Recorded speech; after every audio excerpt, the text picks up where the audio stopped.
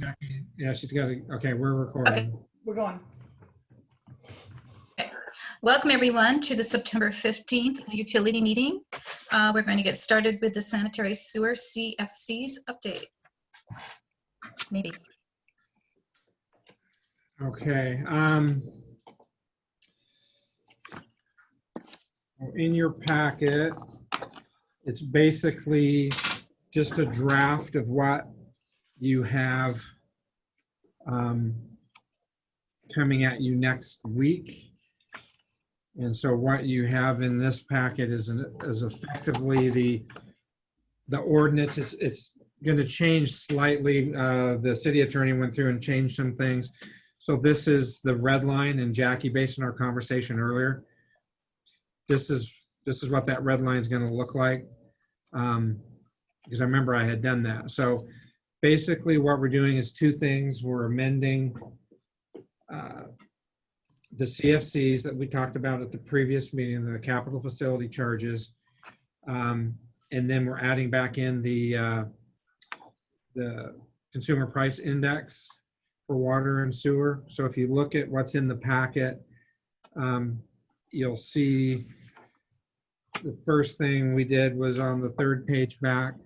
We changed the sewer general facility fee, struck that and called it the capital facility charge, because I found that throughout the rest of Title 13, it was referred to as the capital facility charge. So it was easier to change it here and not have to change it 16 times someplace else. And you'll see that per ERU, we've gone from the 51.57 to the 85.25. So that's based on previous conversations that we've had with the utility committee and council, based on the presentation that Katie had. The other thing that we changed, that we've added back in, was because in 2015 we repealed the CPI adjustment. We've just added back in the CPI adjustment. And so it's important to note on the CPI adjustment that it's going to commence October 1st, 2021, and then October 1st for each successive year thereafter, because the CPI has a 6-month period. So, and I'm assuming that's based on some sort of statute. So we're going to be adding back in the CPI, but the CPI won't take effect immediately because of some restrictions there. Mark, if I could add one thing, because we did ascertain that we could apply the CPI to everything except this sewer CFC that we just updated.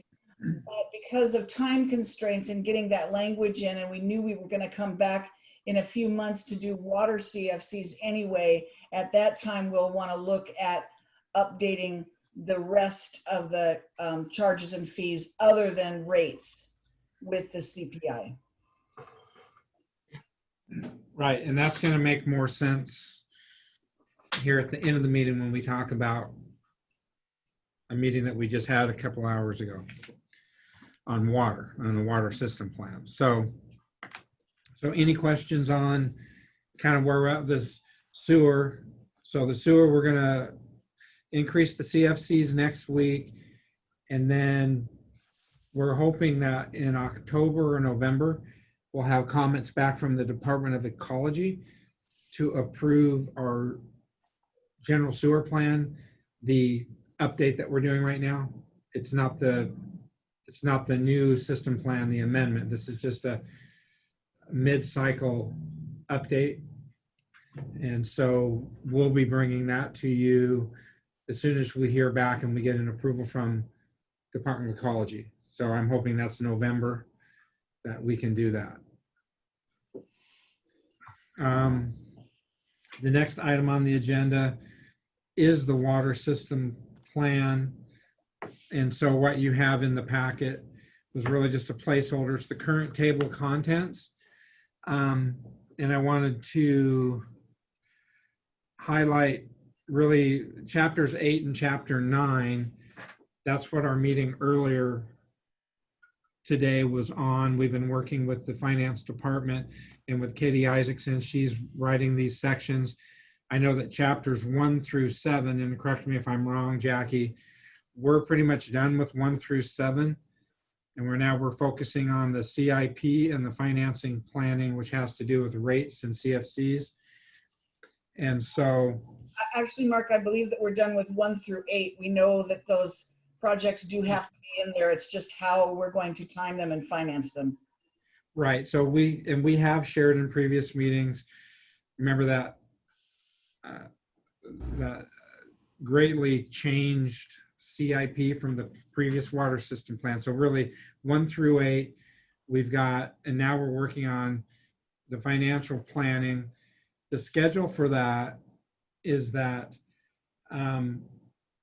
we're going to be looking at the October utility committee is when you will see those proposed rates. Then hopefully at the direction of this committee, we'll either take that to the November work study or December work study. Well, that's up to you. November. There is no December. Oh, okay. Anyway, so our current schedule is you're going to see this Chapter 9 financial planning for the first time at the next work study in October. And then we'll take this to the November work study and have the first of a number of meetings, because we obviously want to get out ahead of this, and we'll have plenty of public meetings in December and January. This is really probably hopefully we're going to get it done in Q1 of 2021. But, you know, it's just like there was a certain amount of sticker shock on that CIP list. The rates are going to have an equal sticker shock. So that's, you know, we're trying to make up for quite a few decades of catch up. So, and we're going to try to be strategic in catching up, but I don't want to sugarcoat it. It's not pleasant. So I like this scenario because that we have a CIP component and a rates component that they could take separate paths. I think we want to impose the capital facilities charges sooner versus later, but we need to have some pretty robust conversation in the community about the rates, because they're going to be substantial, and why, and the number of capital facility projects, and I think we'll make Jerry Harmon a little bit happy. What I heard today was some changing of the tiers, you know, and then the upper tiers paying more than the lower tiers of the rates, and so some fairness in that. But as Mark said, it's not going to be a pleasant conversation, and there's got a lot of catch up to do. And so that answers your question from earlier, Cindy, about what happened to the response or that email. So we will be looking at adjusting tiers as part of this, where in the past we've held with how the tiers were. And so this is the opportunity that we're going to take a different look at the tiers, because we're actually required by the Department of Health, and correct me if I'm wrong, Jackie, we're supposed to be implementing a water conservation incentive, and our tiers don't do that. We not only should have water conservation rates, but also, as I said earlier during the meeting, that we have an added value to doing that, in that our agreement with the city of Bremerton for interim water service to allay the moratorium at McCormick Woods requires us to have a robust conservation program, and inverted block rates or conservation rates are one healthy aspect of that. So Mark, in talking with Katie, is there a time that's projected for these rates to go into effect? When? Unknown. I would say we are hoping, based on my conversation today, I would say by Q1 of 2021. Katie mentioned you guys taking action the following Tuesday. and I said, maybe on the capital facilities charges, but the rates are going to take a lot more conversation than that because it's not, yeah. We've all been part of rate discussions before and we know how that goes. Right. Yeah. We're One gonna thing have a number to of mind is public not meetings. raise the rates right before you go into the summer season too. Right, I'm hoping that I'm hoping by March of 2021 that we're through this. So, but right now, the main focus is we're gonna move ahead with what we have right now for chapter 9 so that we can get the water system plan submitted because it's gonna take months to get that approved. The good news that Jackie found out here recently is we thought that we couldn't apply for DWSRF grants, drinking water state revolving fund grants, unless we had an approved plan. That's been changed. We can now have a submitted plan. So our goal is to get the chapter 9 submitted as soon as possible by this month so that we have the ability to put in grant applications by the November 30th deadline and get that moving. Then we'll come back at some point, just like the general sewer plan that we're going to adopt, hopefully next month after we hear back from ecology. We'll hear back from the health department after they've approved our plan. We'll come back to the council to approve that plan.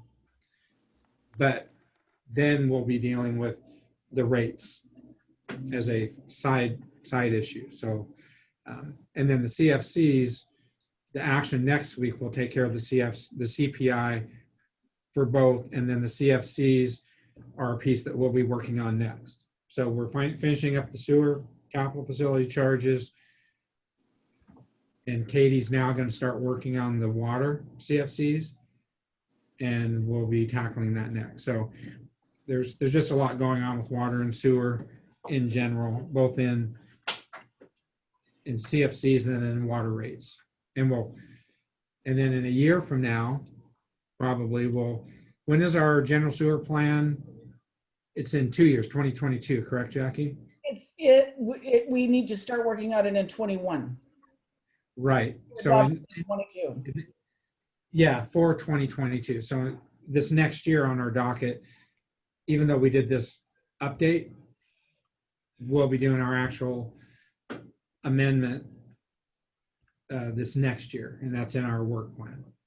Yeah, I kind of, as a way of explanation, I don't think it was really on anybody's radar that Department of Ecology has basically the same requirements as Department of Health, in that if you don't have a plan approved by them with the capital projects that you're trying to do, then you have to ask for permission separately for each of those. So that's why it was necessary to do this interim amendment to the sewer, general sewer plan.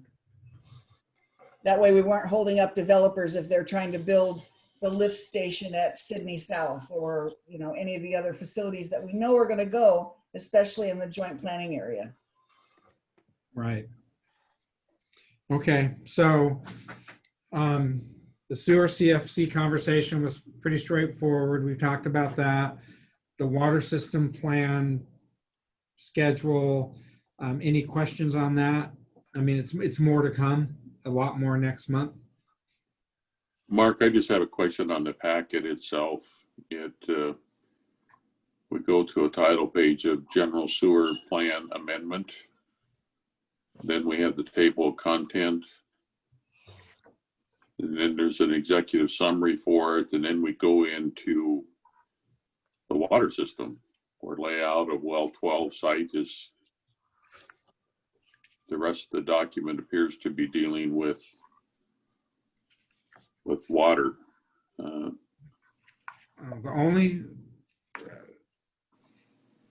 what I made a PDF of is we have the table of contents for this meeting. We had what's the red line? Executive summary. Sewer CFC, just the ordinance. And then the water was just this table of contents. A few pages past that where he's talking about, Mark. What's that? A few pages past that where he's talking about. Yeah, Oh. when you get down past that part, and then it's like, okay, Then the We're next talking thing, about the general sewer plan amendment. the next thing is that, right, but there's one item before that, the stormwater comprehensive plan that's in the packet.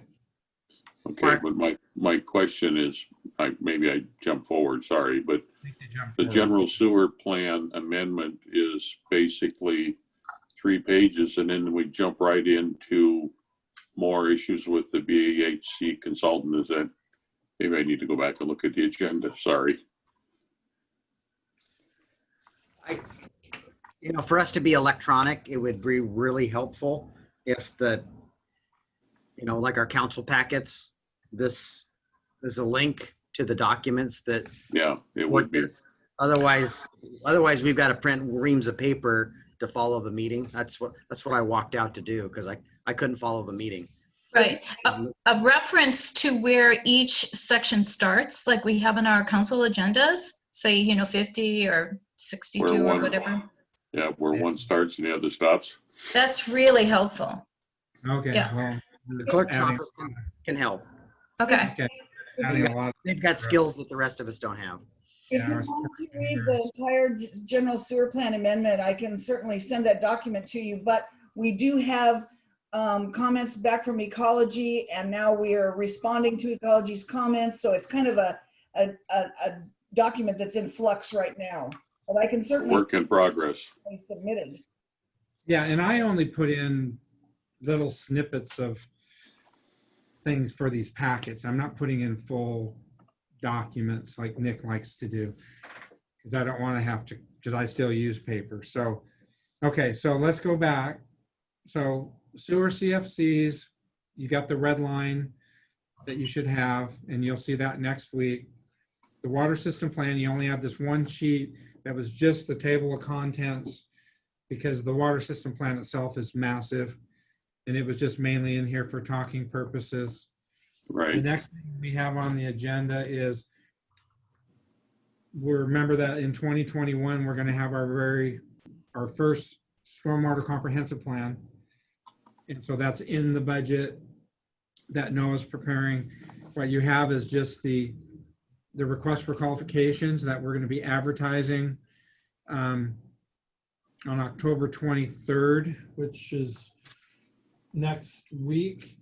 So we're going to be advertising or they're going to be due. We've actually, October 2nd and October 9th, we advertised this. So we're hoping to have statement of qualifications here by we will on the 23rd, and we'll be moving ahead with scoring and selecting. And the reason we're doing this now is that we actually want to have a contract in place at the last meeting in December that's effective January 1, so that we're starting out of the gate as a primary task on stormwater on this comprehensive plan. And just as a kind of an aside, at the next utility committee meeting, we're going to be doing a State of the Union stormwater program presentation. So that's really the first 3 items. Mark, is that realistic? I think most of your meeting is going to get gobbled up in the water comprehensive plan and the rate discussion. I just have 3 items on that night. We've got the water rate discussion and then the storm. I just wanted to do it because, we don't have to. What we have currently scheduled is for that presentation to be at the work study that follows immediately after that. Okay. I just wanted to get it to utility committee first. And I could send it out and we could just have this is what you're going to hear in an hour type of a thing. So even if there's only 2 items on that October utility committee, I can just limit it to that. A very quick overview of what the full council will be seeing at the meeting that follows utility committee, that work study, and then we'll have the rate presentation. So I don't know. I'm not on this committee, but I don't know that I would value getting something an hour before everybody else, much of a force, you know, much we of a could- preview. You're sitting through the same thing twice in one evening. Okay, well, do you want to not have the storm at the utility committee? Because you wanted that on that October work study. I can either push the comprehensive or the State of the Union for stormwater to next month, to November. Well, if it's gonna go to a work study, I guess, I mean, that's a committee of the whole, really. We could bypass the utility committee, in my opinion. Okay, Mhm. that's kind of the direction I was looking for. We can do that. We'll just put it on, take it to the whole council. So Can I see that presentation in the next couple of weeks? yeah. Jackie, can you remember that when Zach finishes that, make sure that the mayor looks at it? Yeah, Zach and I just talked about it today, and he is expecting to have something to me by the end of this week or the beginning of first of next week as a draft, as a first draft. So. Thank you. Mhm. So Mark, am I following this timing correctly on your request for qualifications? The dates of the publication is October 2nd and 9th. And there's deadlines for submittal is October 23rd. Am I reading that correctly? Yeah. Okay. Yeah, I was thinking it was October already. It's still September. So no, we're going to publish on the 2nd and the 9th, and they're due on the 23rd. And then by the time we score the statement of qualifications, and then we'll go through an interview process, because this is a large project. We'll want to interview. By the time we've gone through the selection and interview process and then actually developed a scope, my guess is we'll be approving that contract in the last meeting in December or the first meeting in January. Okay. Thank you. And then at this point, so the next utility committee meeting on the 20th will just be dedicated just to the rate conversation.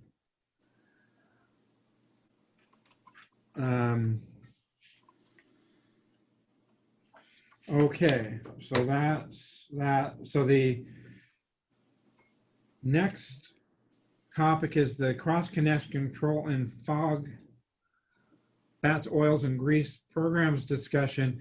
There isn't anything in the packet. I just wanted to give everybody a heads up that we do have, as we continue to develop that program, we don't have a fog program at all right now, and we need to. We have a minimal cross connection control program that's really focused on the city's backflow devices that we have, having people's irrigation systems, and then the commercial backflow devices that we know that are out there. The program needs to advance to where we have the ability, working with the authority having jurisdiction, which is the building department, to get into tenant improvements on strip malls or new construction, to get in on site and make sure that these facilities have the appropriate backflow devices. For example, if you have a strip mall, you could have 1 month, you could have somebody that's is a clothing store, and then 6 months later, they could be a chiropractor that has an x-ray machine, and we're not being notified that this has been done. So we're working on the cross connection control, continuing to work with Nick to have our ability through them to go into these buildings and be part of the plan review for the tenant improvements.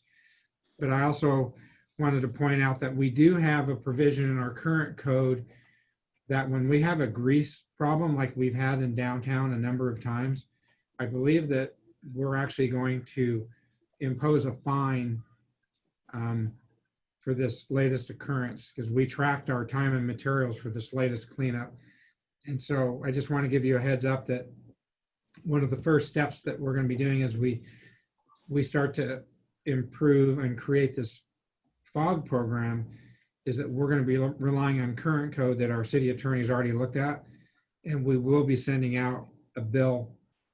It'll be a bit of a shock, I think, to the building owner, because in the past, the city's just eaten those costs. And we're going to stop eating those costs, because it's, in this particular instance, this has been a reoccurring problem. That in this latest incident, we had grease in our main on Bay Street that went all the way from Harrison all the way to Kitsap Bank. And so it's just becoming a problem. And the fine is just in there for behavior correct modification and to help force modifications to the grease trap systems in those buildings. Because that's, at the end of the day, that's the resolution of this problem, is that these small restaurants have adequate grease protection so that it isn't getting into our system. And that's, So you were able to track it back to the source? yeah. Okay.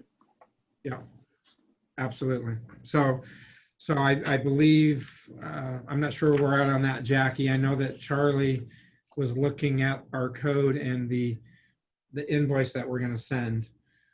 I bet we have, now that we have this new TV truck, yeah, we are able to get video evidence of it's here, it's not here, this is where it's coming from. So we're going to be moving forward with that. So I really just wanted to just kind of give you a brief update that we are evolving both those programs, but we are going to start invoking our fine process. Because Mark, you were talking about the process to be able to find out, if one business moves out and something completely different moves in. Is there any nexus to our business license system that would draw attention to that? well, it is, but it again, it resides with the building department, because if somebody goes in and they modify their building without a building permit, then but as long as they're doing their tenant improvements under a building permit, that's where it's going to be caught. And then the building license, if there's a change. So the licensing and DCD, they talk. We just have to insert ourselves into that process and make sure that when somebody, because in the past, when somebody submitted some tenant improvements, let's say down by the Armory, Public Works didn't get a copy of those plans. We weren't part of that review. And so we need to be a part of that review so that we can say, oh, you've gone from a driving school to a restaurant and you've got soda machines. What do you have in place? So we're just inserting ourselves and working with the building department, because they're the ones that have the ability to get inside that building under the building permit. Yeah. We technically, Works can't, we're trespassing. So Makes sense. So we're working on that. And both Jackie and I are both cross connection certified. So, and Darren, who came over from West Sound, he has a lot of experience in both FOG and cross connection. So we're just, unfortunately, that's a task that's kind of at the bottom of our to-do list. There's more pressing needs, but it is something that we do want to evolve. Forgive me, one last question. FOG, Yeah. what does that stand for?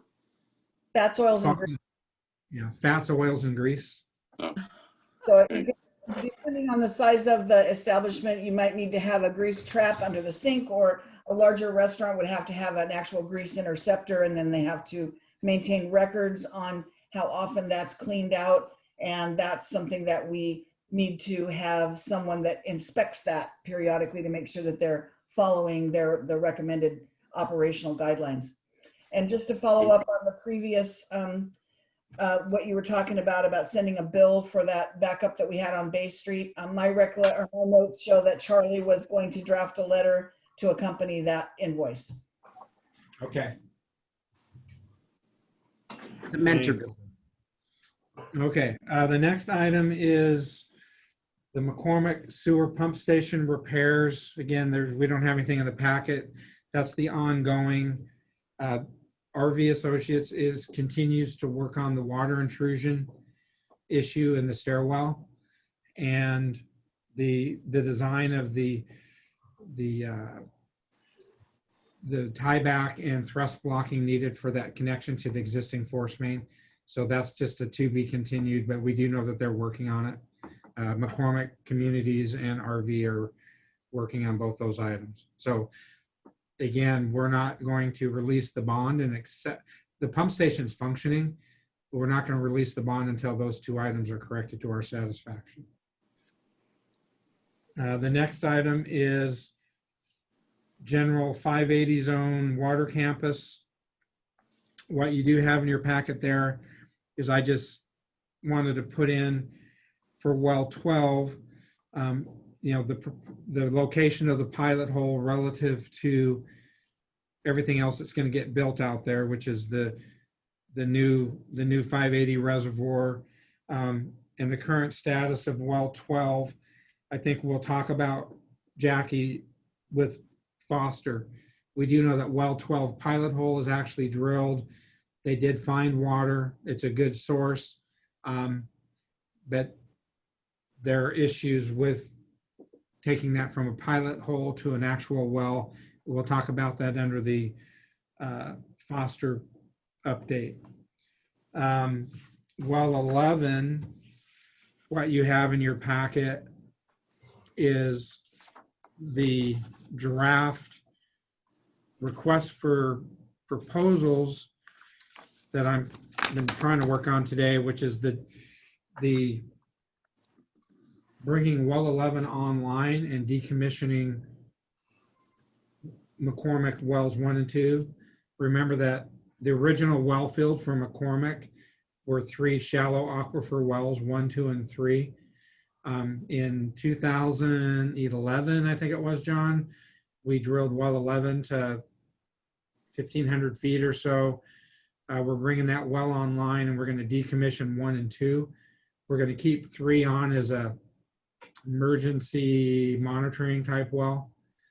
And so right now, I'm hoping to advertise on September 22nd and 29th for proposals for a contractor. That will be due on October 9th. The hope is to get a contract to council at the October 27th meeting for approval so that we can get started on that first part of work, which has to do with, you know, pump testing that well, decommissioning the other wells, and getting that well online. But this part is, there's certain aspects of this pump testing that then go into our contract or our consultant so that they can now design the facilities at well 11, you know, have pump rates and have whether we have the need for water treatment. So this is kind of an interim. We're doing decommissioning and bringing that well online, but we're also gathering data that's going to allow us to take our 30% design to the 100% design. And remind me, Mark, I'm sorry, where's 1 and 2 located? 1, 2, and 3 are all located right across the street from the clubhouse, right next to their maintenance facility. Okay. Kind of off of St. Andrews between Rutherford and, Right. yeah, they're literally all, and we drilled well 11 right now in the middle of 1, 2, and 3. Okay. And so, like I said, this is doing 2 things. It's getting data so that we can take our design of the infrastructure improvements to 100%, and also decommission 1 and 2. The next thing you have in your packet under this category is the 580 tank. You have a photo now of the 580 tank with all 4 risers, all 5 risers, and now they're getting ready to put the roof on.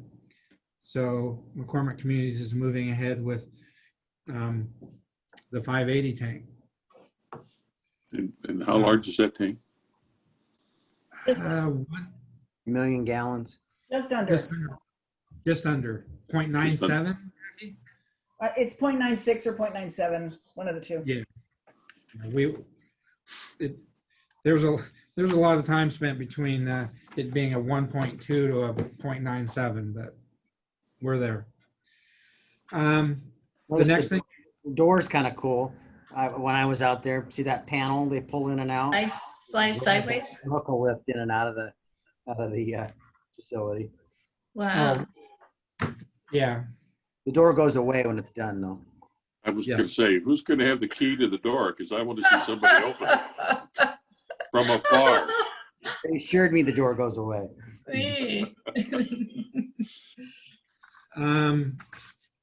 the next topic is what you have is the current set of plans for the splash pad retrofit that have been submitted by Land Expressions. Staff, Public Works staff has gone through this retrofit design. I believe they've had a number of final on-site meetings to finalize this, and there were some scheduling issues on and off. So I don't think that our staff has met with Land Expressions. That meeting will wrap up our response so that Land Expressions can finish this project. Originally, they were supposed to be done by the end of September. No, end of August, sorry. And I issued a change order so they will be done by the end of September with this design. And because remember, we have this retrofit is tied with the Bremerton agreements for the 580. And so we have to get this on the street and get that work going. So they will be done with this at the end of this month. Under the general utility department work plan, the first topic is Foster. So I guess, Jackie, if you want to give a brief rundown on kind of the most recent information on Foster, which I think is the kind of the catch-22 with what we're trying to accomplish with McCormick Communities and getting assurances that we can get a permit to drill well 12. Are you comfortable talking about that? Sure, no problem. I'm just waiting for a break. Yeah, so as I've reported earlier, we did we have established that there is another aquifer, a deeper aquifer that was here, that was unknown before, which is being called QA4 at this point. Because of that, it slowed down the Foster project because they had to go back and remodel everything. We originally used the Department of Ecology accepted groundwater hydraulic model, but we proved it was wrong. So Well, I'm sorry? we proved it wrong with both well 13 and 12. Exactly. Yes. Yes. Yeah. So we know there's another aquifer there. So Robinson Noble has spent some time doing some workarounds to get our information accepted by Department of Ecology based on the fact that we had to compensate for there not being that other aquifer there. So now the problem comes in that we can't guarantee that we're going to get water rights until Foster goes through, which, by the way, there has been a new meeting called of the Foster Joint Task Force for the legislature in November. So I'm sure it's a Zoom meeting, but I'll be attending that just to get updates on where we're at with all of the Fosters. But McCormick Communities is understandably hesitant to move forward with a huge, multi-million-dollar project of developing well 12 when we can't guarantee to them that we're going to have water rights to be able to pump out of it. Best guess from Robinson Noble and our water rights attorney are that, yeah, we're more than likely going to be able to transfer rights from 4B and from other sources to 12 to be able to pump it, but we can't guarantee that to them. So that's the catch-22 Mark was talking about. Aside from that, Robinson Noble is almost done with their modeling, and then we're getting into phase 2 of Foster, which is finding if there are other water rights. There have been a few of them that have been identified, small rights that we might be able to buy, that if we turn them back into water banking, then that will be that much less that we have to augment in streams. And the third step, of course, is NEB net ecological benefit, which a third consultant or a second consultant under Robinson Noble is also working on that. So Foster's moving along really slowly though, and the other two of the other Fosters are in Pierce County, and they don't have a hydraulic model that's been accepted by ecology at all. So they're still waiting for that. So all of us have been held up. So it's not like Port Orchard is sitting out there lagging behind anybody else. No. This is well 13. What? Sorry, Mary and I are having a side conversation. Oh, This is well 13. so one of the interesting things that we now know in having Robinson Noble do a workaround for the hydraulic model where it doesn't work, where there is the QA4, is it's interesting to note that when well 11 is a little shallower than well 12, and so when we pump hard out of well 11, this is what is the model is showing. If we pump hard out of well 11, it's going to have it's not going to have as much water as well 12. But if we pump well 12 hard, it's going to have more effect on streams than the same amount of water out of well 11. So they're trying to figure out. Yeah, it seems like I saw your head cock there, Cindy. It seems like there's some kind of a dichotomy there, and they're trying to figure out why that's happening. So, other than the fact that well 12 is in a deeper aquifer than well 11. So Jackie, can you do me a favor? Sure. You don't have to do it tonight, but can you, I think you can go into last month's utility committee minutes and just cut and paste the Foster review from last month, and then just kind of add some of your talking points so that I can include those into these minutes. So just do just kind of and do a blurb on Foster for you to add to your minutes. yeah, just take last month's minutes and then just kind of do update that with track changes. Sure, no problem. Okay, that'd be awesome. Okay. Next thing you've got in the packet is you've got the proposed layout for well 13. As you know, we've got the well drilled. Well 13 is up there to the west of Fred Meyer, and you've got the existing reservoir that's up there, the Bethel tank. You can see that over to the left. And so we've got this set up now where we have well 13 drilled.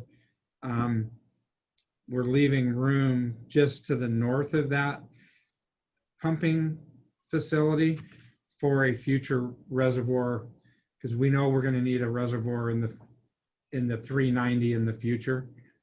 So that's why where you come in off the driveway and you come into the facility, we curve back to the east, and we have all that located where we're at, because we're trying to we're reserving that area to the north of that for a future tank, and we're actually going to stub out plumbing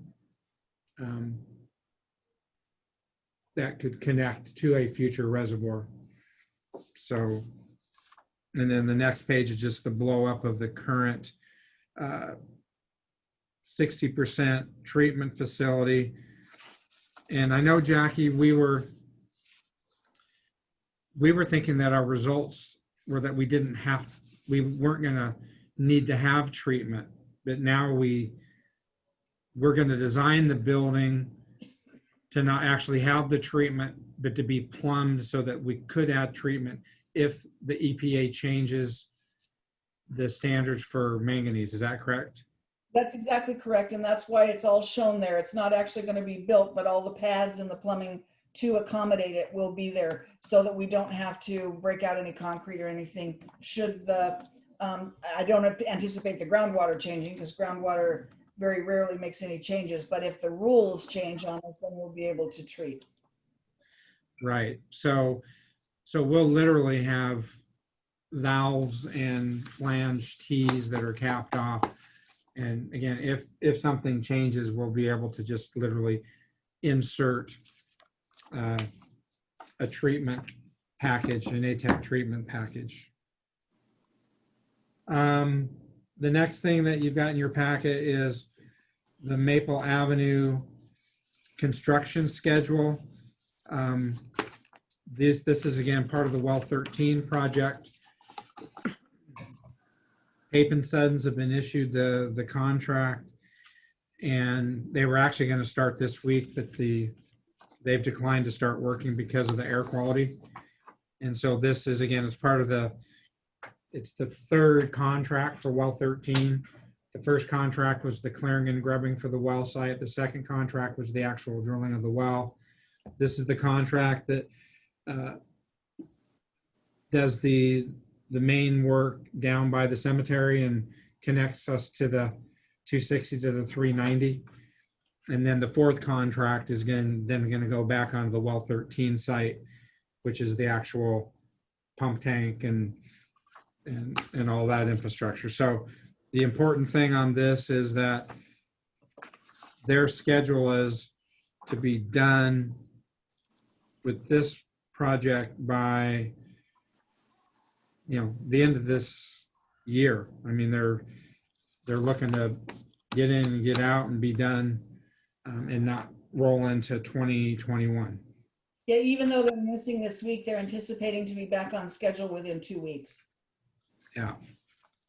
It's straightforward work, and, again, it's the time of the year where we're starting to get into being weather dependent, but at this point, this is their schedule. And McCormick Pump Station number 2, I was hoping to get an updated photo, drone picture of that, but I didn't receive it in time. So work is moving along on schedule on that project. So I guess with that, that's everything that we had on the agenda. Question 2, tomorrow night we have a SAC meeting. And so I neglected, I apologize. I was really busy today and I neglected to send out the reminder Zoom today to each of you. So do you still want that? Do you want me to send them out tomorrow for the reminder Zoom for tomorrow night? I think I'm good right now. Good. I've got it too, Jackie. Thank you. Okay. Quick question on the pump station number 2. Are we still on schedule for that right now, or the revised schedule? McCormick Pump Station 2 is on schedule. They'll be done this year.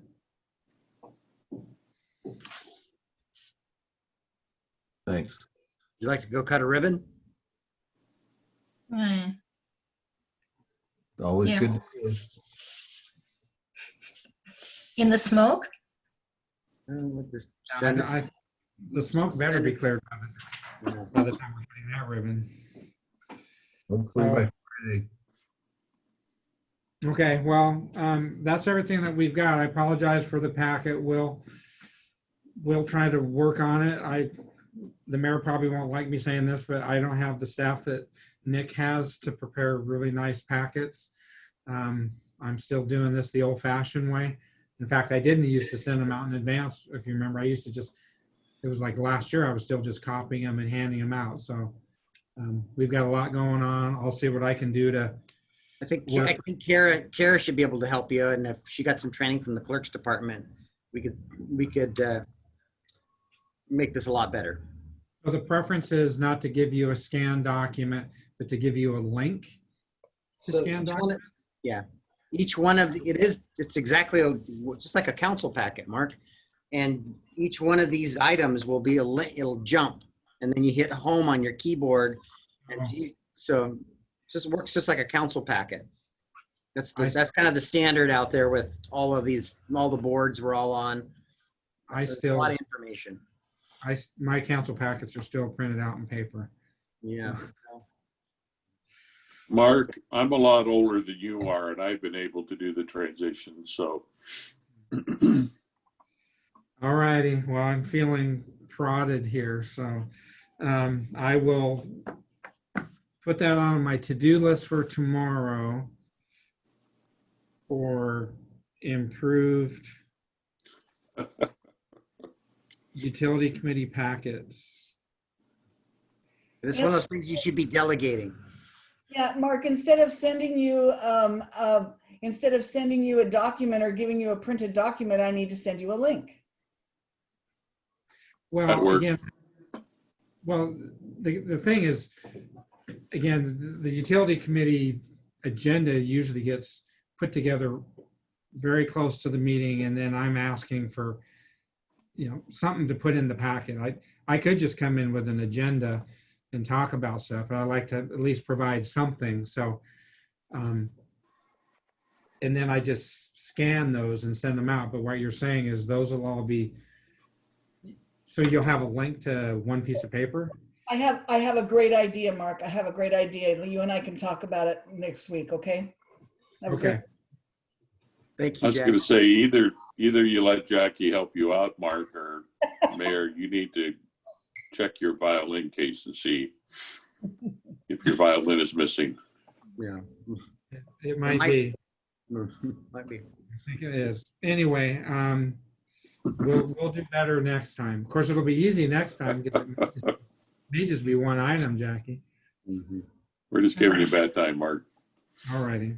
Okay, well, I think we're going to end this meeting at 5:57, if that's okay with Madam Chair. Sounds good. Cindy, you were raising your hand. What were you trying to interject? I just wanted to know a little public works question. So that Oh, well. happen after this is done. Oh, okay. Yeah. Did we can- benches get placed Oh. down at the waterfront? They're not placed, but They've not been No. placed yet. They've just been, I think the orders just come in and we're picking them up. Okay, just wanting to know. yeah, I'll Thursday or ask- Friday, and they come in pieces. They have to be assembled. So it's probably a couple weeks out. Works for me. Thank you. Mhm. Righty. Bye. All right, See you in a thank minute. See you. Yeah.